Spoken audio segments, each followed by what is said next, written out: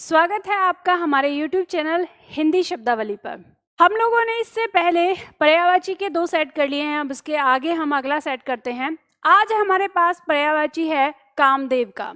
आपकी परीक्षा में बहुत ज़्यादा पूछा जाने वाला शब्द है ये, और ख़ास करके जब आप अलंकार या रस छंद ये सब करते हैं, इनके जो पंक्तियां हैं उनका अर्थ निकालते हैं, तो वहाँ पे भी आपको ये शब्द बहुत देखने को मिलता है। तो पर्यायवाची की मदद से हम अर्थ भी निकाल पाते हैं। तो देखते हैं, शब्द यह है, मेरे साथ दोहराना है आपको। अनंग, कंदर्प, मदन, मनोज, मनमथ, मार, स्मर, काम, मनसिज, कुसुम बाण, कुसुम सर, पुष्प धनवा, पुष्प सर, मीन केतन, मकर ध्वज, झस केतु, रतिकांत, रतिनाथ, रतिपति, बसंत सखा, बसंत बंधु। तो यहाँ आप एक चीज देखिए कि कामदेव का पर्यायवाची याद करने के हमारे पास कई सारे तरीके हैं। हम इसमें देखते हैं कि शब्द दिया है हमारा जैसे कुसुम बाण, तो फूल के पर्यायवाची के साथ यदि बाण का पर्यायवाची मिला दिया जाता है तो कामदेव का पर्यायवाची बन जाता है। ठीक है, इसी तरह से अगर हम यहाँ पर मीन के साथ, यानी जैसे मीन केतन यानी मछली के पर्यायवाची के साथ अगर ध्वज, केतन माने ध्वज, ध्वज का पर्यायवाची मिला देते हैं तो कामदेव का पर्यायवाची बन जाता है, जैसे मीन केतन हो गया। उसी तरह से जैसे रतिकांत, रति के पर्यायवाची के साथ यदि पति का पर्यायवाची मिला दिया जाए तो कामदेव का पर्यायवाची बन जाता है, रति कामदेव की पत्नी है। ठीक है, उसी तरह से बसंत ऋतु यानी बसंत के पर्यायवाची के साथ यदि सखा यानी मित्र का पर्यायवाची मिला दिया जाए तो कामदेव का पर्यायवाची बन जाता है बसंत सखा। इस तरह से तो कामदेव के पर्यायवाची बहुत अलग अलग तरीके से बनाए जा सकते हैं, आपके पास तरीका है।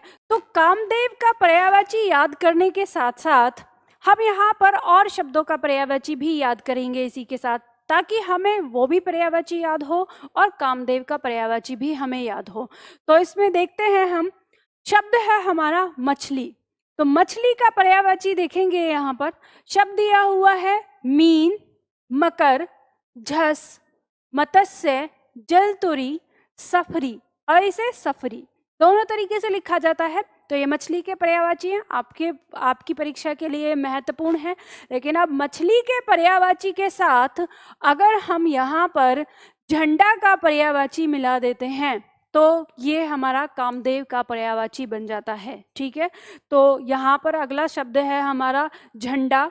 तो देखेंगे यहाँ पे केतन, केतु, ध्वज, निशान, पताका या वैजंती। तो इस तरह से जैसे हमने मीन केतन शब्द का प्रयोग किया तो मीन केतन कामदेव का पर्यायवाची हो गया, और मीन माने मछली, केतन माने झंडा, इस तरह से आ गया। ठीक है, इसी तरह से जैसे मीन केतु अगर लिख दिया या झस केतु दिया है तो झस मछली का पर्यायवाची हो गया और केतु झंडा का पर्यायवाची हो गया। इस तरह से आप याद कर सकते हैं। ठीक है, अब इसके साथ ही इसी क्रम में अगला शब्द है हमारे पास फूल। तो हमने यही जाना कि फूल के पर्यायवाची के साथ यदि हम बाण का पर्यायवाची मिला देते हैं तो भी कामदेव का पर्यायवाची बन जाता है। तो वही हम यहाँ पर फूल और बाण दोनों के पर्यायवाची इसी के साथ पढ़ लेते हैं ताकि हमें ये शब्द याद हो जाए, और हमारी परीक्षा के लिए फूल और बाण दोनों ही महत्वपूर्ण हैं।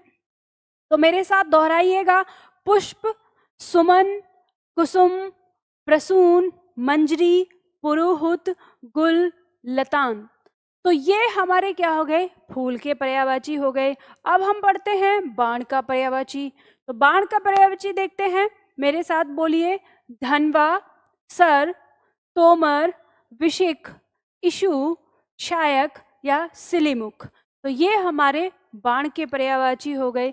तो जैसे हम बोलते हैं, मान लो हमने कहा पुष्प सर, तो पुष्प सर आता है तो पुष्प मतलब फूल, और यहाँ पर सर आ गया तो ये हमारा शब्द क्या हो गया, पर्यायवाची बन गया कामदेव का। ठीक है, उसी तरह से जैसे हम कहते हैं पुष्प धनवा, तो पुष्प धनवा तो यानी पुष्प मतलब फूल हो गया, धनवा माने बाण हो गया, या कुसुम सर बोलते हैं या कुसुम बाण कहते हैं। ठीक है, तो वो हमारा पर्यायवाची बन जाता है कामदेव का, और इसके साथ हम याद कर सकते हैं बाण और पुष्प का पर्यायवाची। ठीक है, तो इस तरह से हम कामदेव के पर्यायवाची को याद करते हैं। साथ ही साथ जैसे रति के पर्यायवाची के साथ पति के पर्यायवाची मिला देने से कामदेव के पर्यायवाची बन जाते हैं, तो हम उन्हें भी याद कर सकते हैं। अगला शब्द हम लेते हैं यहाँ पर राक्षस। राक्षस के पर्यायवाची आपकी परीक्षा में बहुत पूछे जाते हैं, जो आता है तो मेरे साथ दोहराइएगा यहाँ पर। असुर, धनुज, दानव, दैत्य, सुरारी, यातुधान, निशाचर, रात्रिचर, रजनीचर, तमीचर।